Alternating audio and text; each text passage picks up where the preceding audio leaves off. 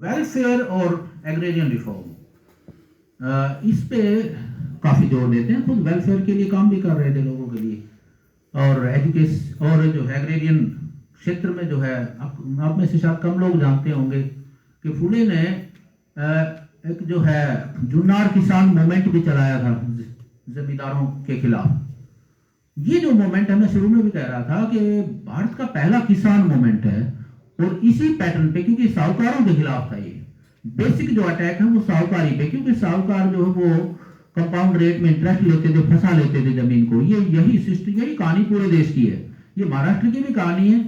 वहां पे ये जो है ब्राह्मण्स करते हैं और जो कुलकर्णी वगैरह, और हमारे यहाँ जो है जाट उसके शिकंजे में आते हैं, वहां बनिया करते हैं। साउथ इंडिया में भी उसी तरह से होता है। तो पूरे पूरे देश में जो किसान का जो मूवमेंट खड़ा होता है, मतलब उसके जो मुद्दे हैं, मुद्दे तय होते हैं, ये फुले ने तय किए थे। और बाद में एक फिल्म भी बनी मदर इंडिया, है ना, उसका डिस्कोर्स भी यही है। मतलब उस डिस्कोर्स को डिसाइड किसने किया? फुले ने किया था। यहां से निकलता है। इसलिए मैं एक जगह पढ़ रहा था चरण सिंह को, चौधरी चरण सिंह, वो खुद फुले को क्रेडिट देते हैं अपने मूवमेंट के लिए। मतलब जो पढ़े लिखे लोग हैं या जो मतलब खुले सोच के लोग हैं, वो सबको पढ़ते हैं। खासकर फुले जैसे लोगों को बहुत ध्यान से पढ़ते हैं।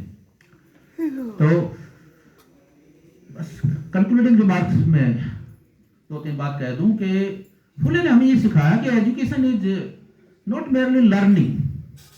अब ये जो शुरू में कह रहा था 3R वाला मामला नहीं है, मतलब रीडिंग, राइटिंग और अर्थमेटिक्स तक सीमित कर दो, ये नहीं है। Education is a tool of social revolution. सामाजिक क्रांति का ही आज औजार हो सकता है। आपके दिमागों को खोलना है। तो और फुले के स्कूलों से जो पढ़ के गई लड़कियां, और फुले से जो खुद एसोसिएट रही, ताराबाई शिंदे की बात कर रही थी अभी मैडम, और एक वो माने करके एक उनकी एक स्टूडेंट भी थी जिसने जबरदस्त पोइट्री लिखी, फुले से ही पढ़ी थी। फुले ने किस तरह से जो है मतलब दिमाग को खोला है लोगों को। फुले जो बात सिर्फ बात नहीं कर रहे थे, वो प्रैक्टिस कर रहे थे।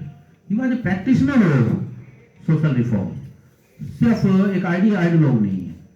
तो फुले के वो रिजल्ट हमें दिख रहे थे। तो दूसरा, उसकी एजुकेशन का जो मॉडल है, और बाकी के मॉडल भी, चाहे धर्म का मॉडल है, उस पर मैं बात नहीं कर रहा अभी, सत्य धर्म का जो मॉडल है, मैंने पूरा इस पे भी बात करी है कि किस तरह से जो है ना, धर्म का आधार सिर्फ सत्य होना चाहिए। ये भी बहुत क्रांतिकारी विचार है। धर्म का आधार शास्त्र नहीं होगा, धर्म का आधार और कोई चीज नहीं होगी, सिर्फ सत्य होगा, क्योंकि सत्य प्रिवेल करेगा। सत्य, वो कहते हैं सत्य मेव जयते, फुले ने इस स्लोगन को अपने पैम्फलेट पे लगाया था। तो सत्य की जीत होगी। जब मैं एक जगह पढ़ रहा तो गांधी अपने अर्लियर दिनों में कहते हैं गॉड इज ट्रूथ, कहीं मैंने पढ़ा। फिर बाद में गांधी जी कहते हैं ट्रूथ इज गॉड। गांधी भी ट्रूथ को और अहिंसा को, सत्य और अहिंसा को बहुत महत्व देते। असल में तो ट्रूथ ही अगर गॉड हो सकता है। देखिए ये सारे लोग जो है ना, ये इस परंपरा के, जो हेटेरोडॉक्स परंपरा के लोग होते हैं ना, ये ईश्वर पे संदेह करते हैं, बुद्ध से लेके और बाबा साहेब अम्बेडकर तक, और बाद में काशीराम तक। फुले भी शामिल है इसमें। फुले हालांकि ईश्वर को मानते हैं, लेकिन ईश्वर को एक ऐसी सत्ता के रूप में जो कि मतलब निर्मित है, मतलब नेचर है, एक तरह से नेचर की तरह ही मानते हैं। लेकिन वो कहते हैं गॉड जो है, गॉड बड़ी चीज नहीं है, ट्रुथ बड़ी चीज है। मैं एक बात और भी मैं कहूं, देखिए धर्म के है आधार तरह के आइडिया है हमारे पास। हमारे यहाँ धर्म क्या है, मतलब धर्म जिसको हम मानते हैं ना, खासकर हिंदुइज्म की, मतलब धर्म के आधार विचार, देखो ड्यूटी भी धर्म है, कर्तव्य करो, ये आपका धर्म है ना, और रिचुअल भी धर्म है, ये पूजा पाठ कर्म कांड करो, ये भी आपका धर्म हो गया। और इसके अलावा युद्ध करना भी धर्म है ना, मेरा इशारा समझ रहे हो। तो युद्ध करना भी धर्म है। और महात्मा गांधी एक जगह लिखते हैं कि जो छुआछूत थी, ये आपत धर्म के रूप में अपनाया गया। मैं तो हैरान हो गया, छुआछूत भी धर्म हो सकती है, क्या जस्टिफिकेशन है? आपत धर्म मतलब कोई मुश्किल वक्त था, उस समय छुआछूत लाई गई। तो मतलब बड़ा कंफ्यूजन है, धर्म क्या है हमें ये नहीं समझ में आता। आप एक चीज बताओ ना, ठीक है, इसको क्रिटिकली भी देखना जरूरी है। धर्म के जो आधार विचार दे रखे हैं आपने, बड़ा कंफ्यूजन होता है। फुले कहते हैं मेरा क्लियर फंडा है, सत्य ही धर्म। सत्य रहेगा तो सब कुछ रहेगा, सत्य ही खो गया। कई लोग कहते हैं गॉड से डरो, है ना, या गॉड ने, मतलब चलो खैर मैं ज्यादा डिबेट में नहीं जाता। तो सत्य का जो विचार, सत्य धर्म का, तो इसी तरह ये सार्वजनिक सत्ता का विचार मैंने बताया। तो सारे जो आइडिया, एजुकेशन का जो आइडिया है फुले का, खासकर इसका पर्पज क्या है। पर फुले जो है इंडियन लिबरेशन के फादर हैं, इंडियन सोशल रेवोल्यूशन के फादर हैं। उनका पर्पज है सिविल सोसाइटी बनाना। दोस्तों ये है पर्पज फुले का। सभ्य समाज, ये 19वीं शताब्दी है ना हमारे देश में, सही मायनों में सभ्यता पे विचार हो रहा है, सिविल सोसाइटी बनानी है। अब तक सिविल सोसाइटी है नहीं। कहां है सिविल सोसाइटी? हिंदू सोसाइटी में जात पात और महिलाओं के जो हालात हैं वो आप देख सकते हो, कितने बुरे हालत हैं। मतलब फुले को उनके लिए जो है प्रसूति गृह खोलने पड़ते हैं, है ना, फुले के लिए को स्कूल खोलने पड़ते हैं ब्राह्मण लड़कियों के लिए।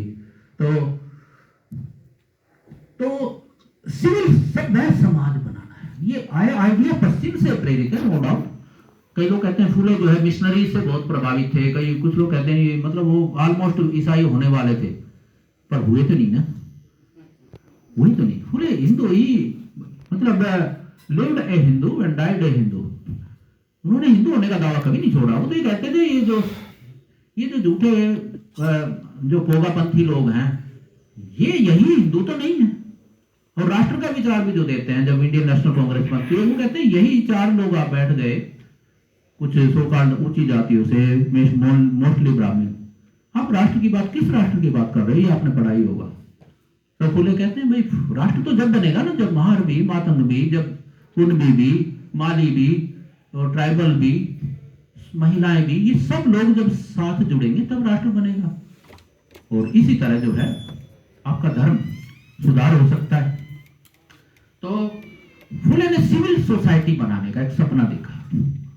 हम सब देख रहे थे, ऑब्वियसली और लोग भी देख रहे थे, पर वो परंपरा के आधार पर बनाना चाहते थे। फुले रैशनैलिटी के आधार पर बनाना चाहते थे, फुले सत्य के आधार पर बनाना चाहते थे, फुले मॉरलिटी के आधार पर बनाना चाह रहे थे।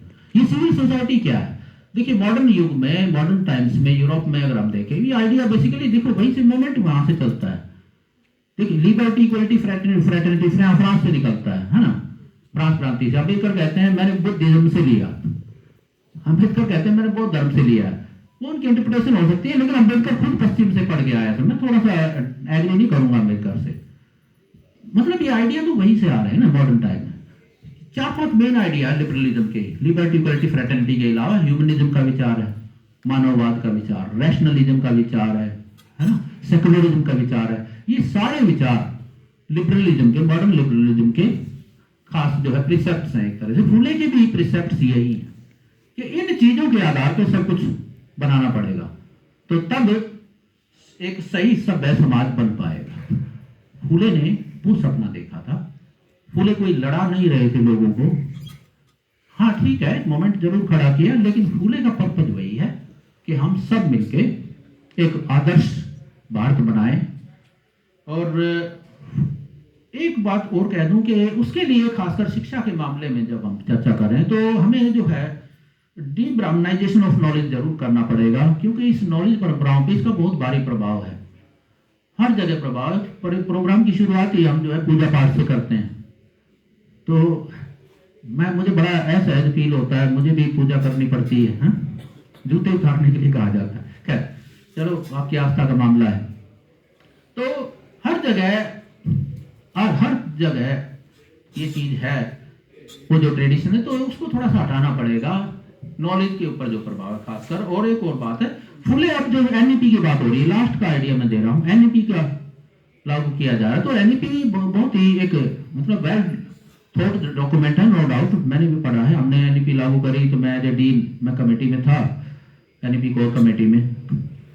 तो एनईपी के बहुत सारे आइडिया बड़े जरूरी आइडिया हैं, खासकर ये जो 2 आइडिया हैं, एक्सेस एंड इक्विटी, सब तक पहुंचाना है शिक्षा को, है ना। एक्सेस और इक्विटी यानी बराबरी। आजकल इक्विटी शब्द से पता नहीं क्यों बच रहे हैं लोग, तो चलो इक्विटी कर लो आप, अमेरिका में चलता है ये शब्द ज्यादातर। तो ये फुले भी मांगते थे एक्सेस और इक्विटी, तो इसलिए फुले का जो फ्रेमवर्क है, इट स्पॉट्स एनईपी आइडियाज। तो कई सारे एनईपी आइडिया जो है वो फुले से कह लीजिए या अम्बेडकर से या भारत के संविधान से कह लीजिए, वहां से वहीं से तो आएंगे ना, हमारे डायरेक्टिव प्रिंसिपल से आएंगे। लेकिन फुले सबसे पहले देते हैं तो इसलिए उसको श्रेय दे सकते हो आप। लेकिन ही इक्वली वार्न्स अगेंस्ट कल्चरल हेजमोनाइजेशन। ये थोड़ा सा एनईपी में, एनईपी को भी क्रिटिकली देखने की जरूरत है। ये कल्चरल हेजमोनाइजेशन की ओर जा भी तो ले जाता है। ये खास तरह की संस्कृति की हेजमनी बनी रहे, तो फुले इसके खिलाफ वार्न भी देते हैं। तो दोस्तों, फुले का जो एजुकेशन मॉडल है और उनके जितने भी मैंने चार मॉडल्स की बात करी है, फिलोसफी से लेके, और उनका जो हिस्ट्री और उसके बाद जो है एग्रेरियन रिफॉर्म्स और सोशल वेलफेयर, ये सारे मॉडल इंस्पायरिंग है, स्टिल रेलेवेंट है, कहने की जरूरत नहीं है। अच्छा, भारत के 19वीं शताब्दी के जितने भी थिंकर हैं अब उन पर ज्यादा चर्चा नहीं होती, वो आउटडेटेड हो गए हैं। मतलब ये लास्ट में ये रिमार्क कर रहा हूँ, चाहे हो सकता है कई लोगों को आप मतलब वैसे ही हीरो बनाए रखो, लेकिन असल में कोई नहीं पढ़ता उनको, कोई ज्यादा, क्योंकि खुद गांधी भी कई मामलों में आउटडेटेड हो गए हैं। अब देखिए, आप ये कहो वर्ण व्यवस्था सही है, कौन मान लेगा? आप चांद पे जाने वाले हो, चंद्रयान बना लिया, मंगलयान की तैयारी कर रहे हो, कह रहे वर्ण व्यवस्था सही। कुछ नए आइडिया दो भाई। अब तो घिस गए ये आइडिया, पिट गए। ये 19वीं शताब्दी के बाकी के सुधारक वो आइडिया, उन आइडिया पे बेस्ड हैं जो कि बिल्कुल इररेलेवेंट हो गए हैं। लेकिन फुले जो है, क्योंकि क्रिटिकल थिंकर है, फुले ने इंडियन सोशल रेवोल्यूशन का फादर इसलिए ऐसे नहीं कहा जाता उनको। फुले ने सारी की सारी चीजों पे, मतलब इंडियन रियलिटीज हैं, उनको ध्यान में रख के विचार किया, बहुत क्रिटिकली विचार किया। कई लोग जो मार्क्स से तुलना करते हैं, तो ठीक है, मार्क्स अब यूरोप के कंटेक्स्ट में होंगे क्रांतिकारी, हमारा तो क्रांतिकारी विचारक फुले हैं। तो विद दीज वर्ड्स मैं अपनी बात पूरी करता हूँ। धन्यवाद। जय भीम, जय भारत। कोई सवाल है तो वो भी ले सकते हैं, थोड़ा सा, क्योंकि प्लेनरी एड्रेस में डिस्कशन भी हो जाता है, मैडम ने अलाउ किया है। तो हाँ बेटा, सवाल स्वागत है। हाँ आ गया, आगे सुनेगा नहीं, आ जाएगा सर। अच्छा नमस्ते सर। हाँ। सर मेरा प्रश्न यह है कि फुले सिर्फ इतिहास में पढ़ाने लायक व्यक्ति नहीं है, बल्कि वो एक समाजशास्त्री भी हैं।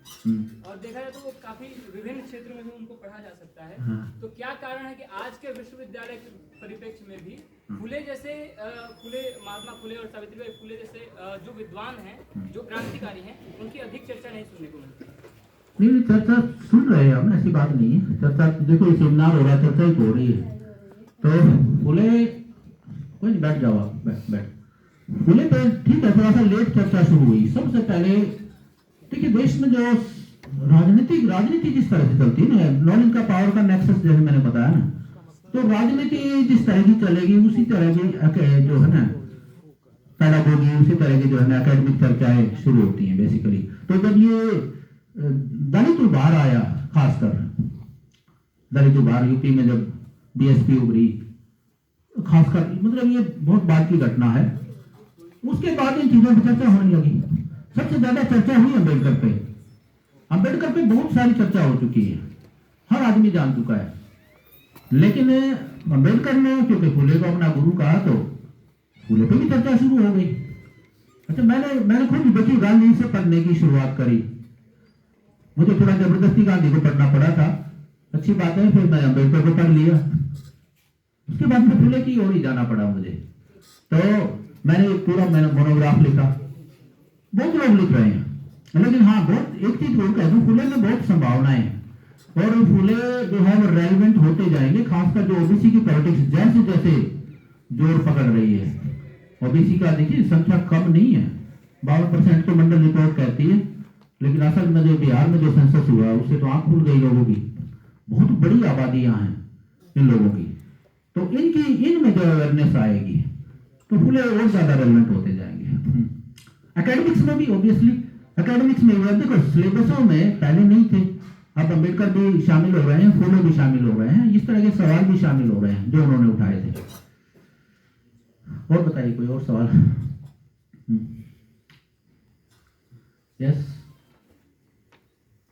कोई चर्चा का विषय भी, सवाल भी हो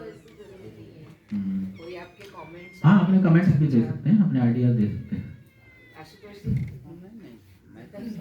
आप मेरे से डिसएग्री भी कर सकते हो, मैं ऐसी कोई बात नहीं है। देखिए हम सब रैशनली, फुले ने रैशनलिज्म का पाठ पढ़ाया हमें, और खुद अम्बेडकर भी बहुत बड़े क्रिटिकल स्कॉलर थे, तो क्रिटिकली तो हमें देखना चाहिए।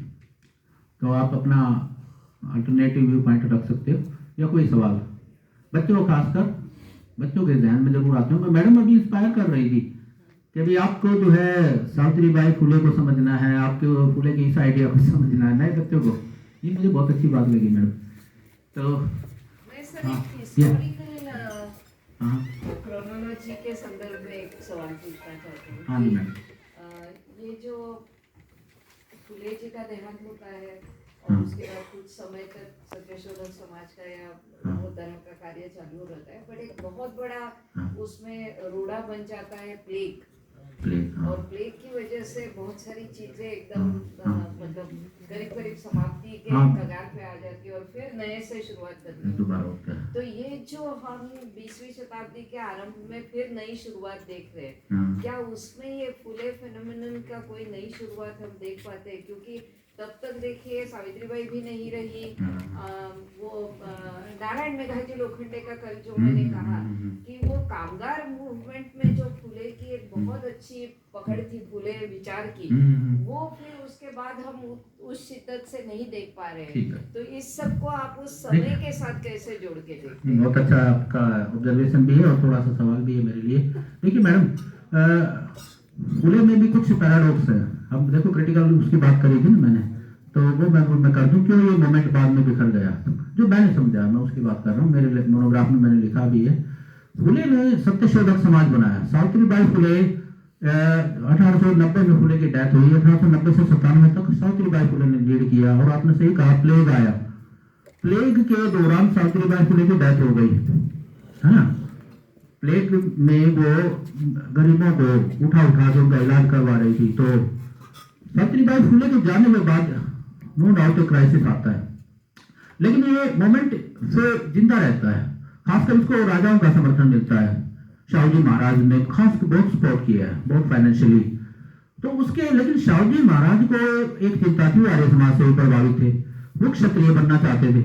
ये क्षत्रिय होने का आइडिया खुद फुले में है। फुले कहता है ये सारे लोग क्षत्रिय हैं। क्षत्रिय को जोड़ते हैं लिटरली, मीनिंग कुछ अलग बना देते हैं। वो कहते हैं क्षेत्र से बना है, तो चलो कुछ भी वो मीनिंग निकालो, लेकिन क्षत्रिय का मतलब तो ब्राह्मणवादी परंपरा में तो वही है, ऊंची जात। तो खुद सारा पूरा मराठा मूवमेंट है ना, वो क्षत्रिय के आइडेंटिटी के ऊपर चल जाता है। और ये जो फुले के अनुयायी है, खासकर शाहू महाराज के कारण, क्योंकि वो भी राजा उसको शूद्र कहते थे, वहां के जो चित्पावन थे, तो वो उसको बड़ा उनको अच्छा नहीं लगता था। तो वो आर्य समाज ने भी उस समय इस तरह के आइडिया दिए कि भाई आप एक क्षत्रिय हो। हमारे यहाँ जाटों को भी क्षत्रिय कह दिया था आर्य समाज ने, बहुत पॉपुलर हुआ हमारे यहाँ जाटों में। तो इसलिए ये जो फुले के अनुयायी हैं, ये सारे असल में संस्कृताइजेशन की ओर जाने लगते हैं। यहाँ से इसके पतन की शुरुआत होती है। सब लोग बाद में जब ये एक नॉन ब्राह्मण ग्रुप भी बनता है, वो जो नॉन ब्राह्मण पार्टी थी, वो सारे संस्कृताइजेशन वाले थे। तो फुले के अंदर रेडिकलिज्म भी है। फुले का जो रेडिकलिज्म है, उस परंपरा को अम्बेडकर अकेले अपने दलित मूवमेंट के जरिए आगे ले जाते हैं। बाकी के जो है वो जो है आरक्षण की मांग करके कि भाई गैर ब्राह्मणों को भी आरक्षण दिया जाए, तो वो विधानसभाओं वगैरह में मतलब काउंसिल्स वगैरह में जाने का प्रयास करते हैं। तो इससे एक थोड़ा सा 1930 तक लगभग ये मूवमेंट रहता है। उसके बाद फिर फ्रीडम मूवमेंट में मतलब गांधी का जो मूवमेंट है उसी में मर्ज होने लगते हैं ये लोग। और रही बात है इस शताब्दी की, अभी जो उभार हुआ, देखिए अब पॉलिटिक्स बदल रही है, देश की नेचर जो है ना, खासकर फुल अम्बेडकर का जो आइडिया है ना, और दलित मूवमेंट, दलित उभार, इसने एक बार दोबारा रिट्रोस्पेक्शन का मौका दिया है लोगों को समझने का, क्योंकि अम्बेडकर जो है फुले से बहुत इंस्पायर है। तो फुले अब रेलेवेंट हुए, खासकर दलित मूवमेंट ने उनको रेलेवेंट बनाया। लेकिन ओबीसी भी पढ़ रहा है अब फुले को, और ओबीसी देखिए वैसे तो इसमें सारा योगदान तो काशीराम का और बीएसपी का, मैं मतलब उस मूवमेंट को कहूंगा मैं, और जो दलित उभार भी जिसको बोलते हैं एकेडमिक्स में, तो वहां से फुले रेलेवेंट होने लगते हैं। सावित्रीबाई फुले के नाम से यूनिवर्सिटियां बनती है, ज्योतिराव फुले के नाम से नाम बदलते हैं, फुले चेयर बनती हैं। हमारे मेरी कुरुक्षेत्र यूनिवर्सिटी में भी फुले चेयर मेरे अपने डिपार्टमेंट में मैंने प्रपोजल दिया था, I am heading that chair. तो देश में दूसरी चेयर है, सावित्रीबाई फुले यूनिवर्सिटी पुणे में है और एक मेरे पास है। तो इस तरह के एक यहाँ यूनिवर्सिटियों के नाम बदलते हैं, कुछ नई यूनिवर्सिटियाँ बनती हैं। रोहिलखंड में जो है फुले यूनिवर्सिटी बनती है, तो मतलब उसका नाम बदलता है। तो ये पॉलिटिकल, असल में देखिए पॉलिटिक्स, नॉलेज की भी पॉलिटिक्स होती है। अपने आप में सोशल कुछ नहीं होता है, सोशल या एजुकेशनल, हर चीज पॉलिटिकली होती है। तो पॉलिटिकली जब इम्पोर्टेंट होगा, लोग विधानसभाओं में पहुंचने शुरू होंगे ना, जब फुले के अनुयायी, तब आपको एकदम बदलाव दिखेगा। और अभी वो बहुत ही इनिशियल स्टेज में है फुले का विचार, अभी बहुत लेकिन फर्टाइल बहुत है मैडम ये क्योंकि मैंने कहा ना, सारी सर भी कह रहे थे, सारी परंपराएं फुले से निकलती हैं। इंडियन सोशल रेवोल्यूशन की सारी परंपराएं वहीं से निकलती हैं। तो इसलिए फुले को जैसे जैसे लोग जानेंगे, फुले का रेलेवेंस, मैंने बताया 19वीं शताब्दी के सारे रिफॉर्मर आउटडेटेड हो गए हैं। अंबेडकर और फुले का रेलेवेंस बढ़ता जा रहा है, बढ़ रहा है। मतलब शायद की शक्ति हो, ये बात हो सकता है आप ये कहें कि मैं खुद इस आइडिया से जुड़ा, लेकिन ये हम जमीन पे देखते भी हैं। तो मुझे लगता है इसका फुले का आइडिया, इसमें मतलब पोटेंशियल है। आप बेटा कुछ कह रहे थे? हाँ? सर मेरा एक क्वेश्चन जस्टिफिकेशन था सर। जैसे सर आपने बताया कि किस तरह से एनईपी जो एनईपी है वो फुले के आइडिया से डिराइव हुई है सर। बट जब हम एनईपी को देखते हैं तो सर वो एक एलिटिस्ट डॉक्यूमेंट की तरह है, एक रिग्रेसिव डॉक्यूमेंट की तरह है। और सर उससे भी ज़्यादा एक, जब FIUP की हम बात करें, एक छोटा सा एग्जांपल, जैसे FIUP की बात करें, 4 ईयर अंडर ग्रेजुएट प्रोग्राम, उसमें डिप्लोमा, सर्टिफिकेट और ग्रेजुएट ऐसे करके, सर ये कहाँ से एक मार्जिनलाइज्ड कम्युनिटी के स्टूडेंट को पुश करेगा? एक तरफ जब फुले यूनिवर्सलाइजेशन ऑफ एजुकेशन की बात करें, वहीं पे NEP कह रहा है कि आप यदि आप एफर्ट नहीं कर सकते तो वहाँ से आप ड्रॉप आउट ले लीजिए। तो सर ये तो बहुत कंट्राडिक्टरी दिख रहा है कि आप देखिए, आप तो एक मतलब एनोलॉजी सर सुन ली मैंने आपकी बात, बैठो प्लीज। असल में देखिए NEP को किस ढंग से लागू किया जा रहा है। जैसे अम्बेडकर का एप्रोप्रिएशन होता है ना, या फुले का एप्रोप्रिएशन होता है, ऐसे NEP का भी एप्रोप्रिएशन कर रहे हैं, सब अपने अपने ढंग से व्याख्या कर रहे हैं। असल में लोगों को पता ही नहीं, ज्यादातर वाइस संसदों को पता ही नहीं है NEP का बेसिक स्प्लिट क्या है। लेकिन उनको पॉलिटिकली मतलब ये मैसेज देना कि हमने NEP लागू कर दी इन टोटो, हमारे किसी भी दावा करते हैं कि हमारे कुरुक्षेत्र यूनिवर्सिटी पहली है जिसने इन टोटो लागू किया, लेकिन वो अपने अपने ढंग से जो है इंटरप्रिटेशन कर लिया उसको। तो लेकिन NEP का जो थ्रस्ट है ना, थोड़ा NEP का डॉक्यूमेंट मैंने पढ़ा है, आपने शायद पढ़ा नहीं है। NEP का जो थ्रस्ट है वो यूनिवर्सलाइजेशन पे है, और उसका जो थ्रस्ट है वो है मतलब एक तरह से जिसको कहेंगे ना इंटर्नशिप, मतलब आप हर एक कोर्स में कुछ ना कुछ सीखें, आप कुछ मतलब जिससे रोटी कमा सके। और ये जो 4 ईयर BA का जो आइडिया है, जैसे B.Ed BA जुड़ गई है ना, इसी तरह और है ना। हाँ, तो इसमें भी वही चीज है कि कहीं ना कहीं आप उसको प्रोफेशनल रूप दीजिए और वाइडर एक्सेस हो और इक्विटी, इस पे बिल्कुल NEP का जोर है। हाँ, लेकिन कुछ इश्यूज हैं वैसे जो मैंने भी जिक्र किए, कि जो लास्ट में मैंने एक बात जो कही थी ना, तो वही जो क्या कह रहा था मैं, कि कल्चरल हेगमोनाइजेशन, थोड़ा सा ये जो आजकल जो आइडिया ऑफ भारत और ये जो बात कर रही है ना, इंडियन नॉलेज सिस्टम। अब देखो ये आइडिया भी जबरदस्त है। इंडियन नॉलेज सिस्टम का जो आइडिया है, ये क्या है कि भारत में ज्ञान की 1000 प्रणालियां, सिस्टम नहीं है, सिस्टम्स हैं भाई। मुझे खुद ये है ना बड़ा अट्रैक्टिंग लगता है ये आइडिया भाई। दलित बहुजन लोगों ने 1000 तरह के नॉलेज सिस्टम दिए हैं। किसानों की अपनी नॉलेज परंपराएं हैं, मजदूरों ट्राइबल लोगों की अपनी ज्ञान परंपराएं हैं। ज्ञान तो इन लोगों ने प्रोड्यूस किया ना, लेकिन जिस नॉलेज सिस्टम को पॉपुलराइज किया जा रहा है वो ब्राह्मणिकल है। वो अगेन फिर वही शास्त्रों की ओर चलो। लेकिन मेरी तो एक बार बहस हो गई, मेरे हरियाणा में एक सेमिनार हो रहा था, उसका नाम ये रखा इंडियन नॉलेज सिस्टम। मैंने कहा पहली बात तो टाइटल ही आपका सही नहीं है, सिस्टम्स करो इसको। और यही सिस्टम नहीं है जिसको आप पॉपुलराइज करे जा रहे हैं ना, सिस्टम और भी है भाई। दलित बहुजन परंपराएं, किसान की परंपराएं, मजदूर की परंपराएं, आम आदमी की परंपराएं, ज्ञान तो इन्होंने बनाया है ना जिंदगी चलाने का। वो तो सुपरस्टिशन है, वो ज्यादातर जिस ज्ञान जिसको आप ज्ञान कह रहे हो। तो इसमें जो है पोटेंशियल है NEP में सब कुछ करने का। तो लेकिन हाँ, इसकी वही है, अप्रोप्रिएशन कर सकते हैं लोग। हाँ जी, और कोई? सर मेरे ख्याल से अभी हाँ जी, काफी हो गया। चलो, थैंक यू, नमस्कार। sir, for your enriching lecture. Now I request Jagtap sir for her chairperson remarks. For his chairperson remarks. आप सीख रहे हो अच्छा नहीं फेमिनिस्ट है ना हम लोग तो सबको अपने जैसा देखने का चाव मेरे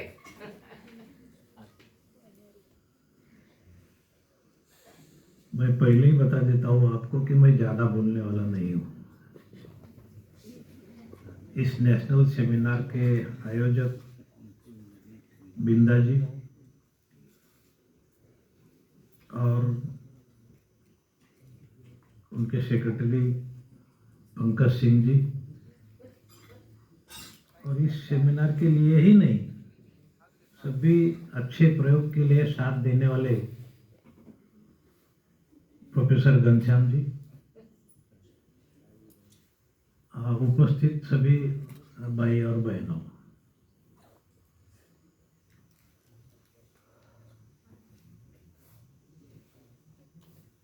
महात्मा फुले को लेकर ये सेमिनार का जो आयोजन हुआ है तो मैं समझता हूँ इसके चहल साहब को बुला के इसकी पूर्णता हो रही है।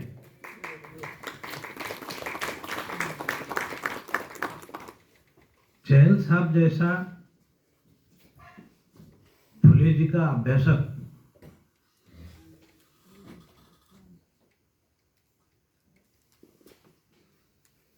वैसा तो उनके लिए टाइम बहुत कम है। मैं तो बोलता चहल साहब को भी 2-3 दिन सुनते थे तो फुले अच्छा समझ में आता था। मैं कल बोल रहा था कि फुले जी क्या क्या है नुस्ता एक सेंटेंस में मैंने कम से कम 12-15 फुले जी के पहल की बात मैंने की। तो एक थीम को लेके एक लेक्चर हो सकता है और चहल जी जैसा एक्सपर्ट मेरे ख्याल से 1 घंटा भर कल के 20 मिनट में वो मुमकिन नहीं हो सकता। फुले जी का काम इतना बड़ा है, इतना विविध ढंग का काम है, बहुआयामी काम है और उनको एक ही व्याख्यान में आपके सामने रखना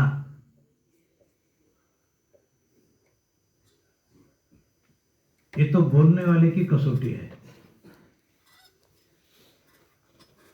मैंने कल मेरे व्याख्यान में कहा था कि फुले जी जो है वो आधुनिक भारत के शिल्पकार है, महात्मा फुले सभ्यता के जनक, भारत के सभ्यता के जनक, वैकल्पिक सभ्यता के जनक है और सत्यशोधक समाज की स्थापना, ऐसा बहुत सारी बातें मैंने कही। पर आज चहल जी ने और उसमें कुछ एडिशन बताई। चहल जी ने बताया कि ये जो सबल्टन स्टडी अभी नया सब्जेक्ट अपने तरफ आया है, तो चहल जी ने बताया कि सबल्टन स्टडी के पहले लेखक, सबल्टन स्टडी पहले बताने वाले महात्मा फुले, ये मेरे लिए थोड़ा एडिशनल ज्ञान हो गया। मैं सभी बातों का जिक्र नहीं करने वाला हूं। चहल जी ने एक और अच्छी बात बताई कि फुले जी का जो लेखन है वो सब देवनागरी स्क्रिप्ट में और मराठी भाषा में है। हालांकि फुले जी का जो एजुकेशन हुआ था वो क्रिश्चियन लोगों के साथ में, क्रिश्चियन मिशनरियों के साथ में उनका एजुकेशन हुआ और क्रिश्चियन शुरू के इसमें तो क्रिश्चियन मिशनरियों के साथ में ही रहे। तो उनका अंग्रेजी बहुत ही बेहतरीन था। सर ने उसका जिक्र भी किया। उन्होंने जो सार्वत्रिक एजुकेशन की मांग वगैरह रखी थी वो सब अंग्रेजी में, पर फुले जी ने जानबूझकर देवनागरी स्क्रिप्ट और मराठी लैंग्वेज का यूज किया, क्योंकि फुले जी जानते थे प्रबोधन करना है तो जिन लोगों का प्रबोधन करना है उनके लैंग्वेज में उनको बताना है, उसके सिवाय प्रबोधन नहीं हो सकता। जैसा भगवान बुद्ध ने पाली लैंग्वेज में सब प्रबोधन किया, भगवान बुद्ध क्या संस्कृत नहीं बोल सकते थे? ऐसा नहीं, वो तो राजपुत्र थे, उनको सब लिखाया पढ़ाया गया था। महावीर जैन ने अर्धमागधी में सब प्रबोधन किया। वैसा फुले जी ने भी जानबूझकर सामाजिक प्रबोधन होने के लिए मराठी लैंग्वेज का उपयोग किया, ऐसा भी साहब ने बोला। बहुत सारी बातें चहल जी ने बोली है, सभी बातें का जिक्र तो मेरे से नहीं हो सकेगा। मैं तो सत्य शोधक समाज का कार्य करता हूं। कल ही मैं मैम से बोला, मैं जिला स्तर से जिला सत्य शोधक समिति का कार्य करता रहा शुरू में, बाद में जिला अध्यक्ष भी रहा, बाद में वो विभागीय अध्यक्ष भी रहा, और कम से कम 35 साल आज तक मैं सत्य शोधक समाज का ही कार्य करता हूँ, काम करता हूँ, और राष्ट्रीय लेवल का आज भी मैं उपाध्यक्ष हूँ। पर मैं कार्य करता हूं, उसमें एक्सपर्टाइजेशन जो है वो चहल जी की है। उन्होंने फुले जी को बहुत से अच्छा समझ लिया है और बहुत से अच्छे, और उन्होंने बोला कि फुले जी जो है एजुकेशन के बारे में भी बोला कि वो सिर्फ लोगों को सुशिक्षित बनाना नहीं चाहते थे, एजुकेशन के वजह से समाज सुधारना करना चाहते थे। और प्रैक्टिकल एजुकेशनलिस्ट थे वो। उन्होंने अपने घर से एजुकेशन शुरू किया। पहले तो अपने पत्नी को, अनपढ़ पत्नी को उन्होंने पढ़ाया,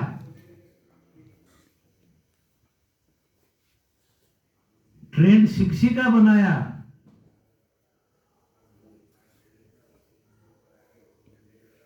बाद में सामाजिक नेता भी बनाया उनको, और बहुत सारे लेडीज का जिक्र भी उन्होंने किया। सगुना बाई का जिक्र किया, फातिमा जी का जिक्र किया, और चहल जी की इसमें और जो बातें आई वो बहुत सारी बताने के अभी मेरे लिए वक्त भी नहीं है। और चहल जी के ऊपर बाद में मैं बोलना वो भी मुझे उचित नहीं लगता। चहल जी बोले, चरण सिंह जी से मेरा थोड़ा सा परिचय हुआ, और चरण सिंह जी बोले कि मेरे पर महात्मा फुले जी का इन्फ्लुएंस है। महात्मा फुले जी का इन्फ्लुएंस किस किस पर है, इसकी यदि लिस्ट बनाई जाए और खोजते जाए तो बढ़ते जाने वाली है। डॉक्टर बाबा साहब ने अपने 3 गुरु बताए, महात्मा गौतम बुद्ध, महात्मा कबीर और महात्मा ज्योतिराव फुले। थोड़ा सा एक बंबई यूनिवर्सिटी का किस्सा है। एक प्रोफेसर इंग्लैंड होके आया,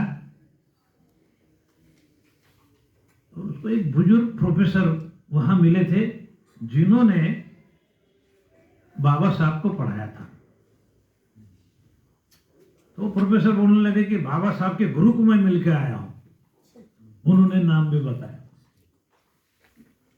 सामने से झट से एक स्कॉलर खड़ा हो गया। पेमेंट लेने वाला गुरु नहीं होता, वो टीचर होता है बोले।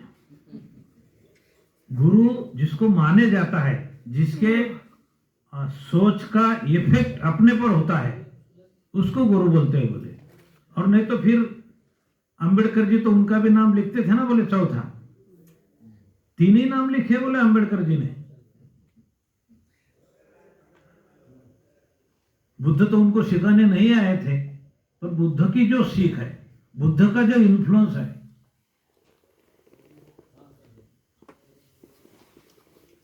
तो वो चरण सिंह जी की बात करके मुझे, और दूसरा वो सबल संतड़ी के आद्य लेखक भारत के हैं, ये अच्छी सी बातें चहल जी ने बताई है। मैं आयोजक बिंदा जी और उनके सब ग्रुप को तहे दिल से सच्ची धन्यवाद देता हूँ